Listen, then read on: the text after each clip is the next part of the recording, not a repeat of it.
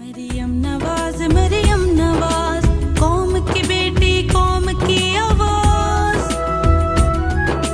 والد کے قدم سے قدم ملا کے۔ اس حقیقت کو کون جھٹلا سکتا ہے کہ مریم نواز کا موازنہ محترمہ بے نظیر بھٹو کے ساتھ کرنا نامناسب ہی نہیں بلکہ تاریخی حقائق کے منافی بھی ہوگا، مگر یہ بھی درست ہے کہ بے نظیر کی سیاسی تربیت کا آغاز ذوالفقار علی بھٹو کی زیر سرپرستی سوچی سمجھی منصوبہ بندی کے تحت اقتدار کے ایوانوں میں ہی کر دیا گیا تھا۔ اس کے برعکس سابق وزیر اعظم میاں نواز شریف نے کبھی ایسا خواب میں بھی نہیں سوچا ہوگا کہ ان کی صاحبزادی مریم نواز سیاستدان بنے یا انہیں سیاسی تربیت دلانے کی ضرورت ہے۔ 2013 کے عام انتخابات میں بھی میاں نواز شریف نے یہ نہیں سوچا تھا کہ مریم نواز سیاسی جانشین ہو سکتی ہیں یا انہیں سیاست کے داو پیچ سے آگاہی دلانے کی ضرورت ہے۔ پہلی مرتبہ مریم نواز کی آواز دور آمریت میں اس وقت سنی گئی تھی جب ان کے والد میاں نواز شریف کی حکومت کا تختہ الٹ گیا تھا۔ اپنے والد محترم کی حمایت میں بلند کیے جانے والے مریم نواز کے اس فلک شگاف نعرے کی گونج آمریت کے ایوانوں تک پہنچی، مگر اس دور آمریت میں بھی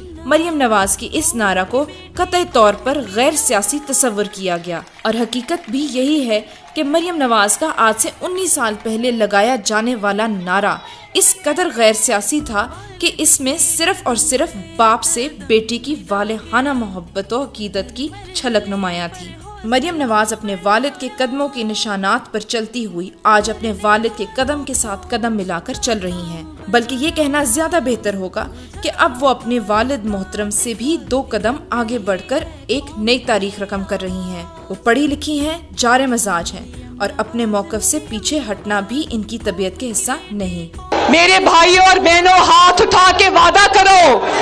ہاتھ اٹھا کے وعدہ کرو کہ اپنے ووٹ کی توہین کا بدلہ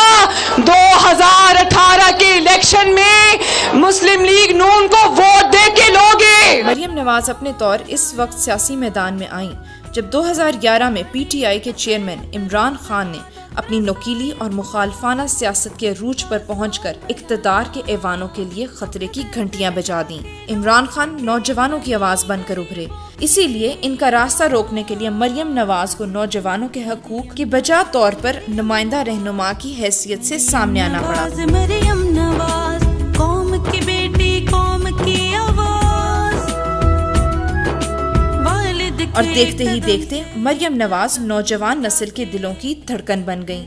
آج مریم نواز اپنے والد میاں نواز شریف کی سب سے قابل اعتماد سیاسی مشیر سمجھی جاتی ہیں، اور ان کے جارحانہ انداز خطابت کو بھی زبردست پذیرائی حاصل ہے۔ سوشل میڈیا پر ان کے لاکھوں نہیں بلکہ کروڑوں فالوورز ہیں۔ یہ سمجھنا بے حد مناسب لگتا ہے کہ وہ میاں نواز شریف کے بعد مسلم لیگ نون کی دوسری طاقتور ترین سیاسی رہنما بن چکی ہیں۔ عوام ان کے جارحانہ اور آمریت مخالفت بیانات کو اہمیت دیتے ہیں، اس لیے ملک کے طاقتور ادارے اور عمران خان سمیت تمام بڑے سیاستدان انہیں اپنے لیے ایک بڑا خطرہ سمجھتے ہیں۔ اس حقیقت سے انکار ممکن نہیں کہ مریم نواز کو بھی اپنے والد میاں نواز شریف کی جانشین کی خواہش نہیں رہی تھی۔ انہوں نے پاکستان مسلم لیگ نون کی انتخابی مہم کو گرمانے کے لیے 2013 میں اپنا بھرپور کردار ادا کیا۔ انتخابات کے نتیجے میں میاں نواز شریف کے وزیر اعظم بننے کے بعد مریم نواز نے اپنے والد ہی کی خواہش پر chairperson prime minister youth programme کا عہدہ وفاد عامہ کو ملحوظ خاطر رکھتے ہوئے قبول کیا،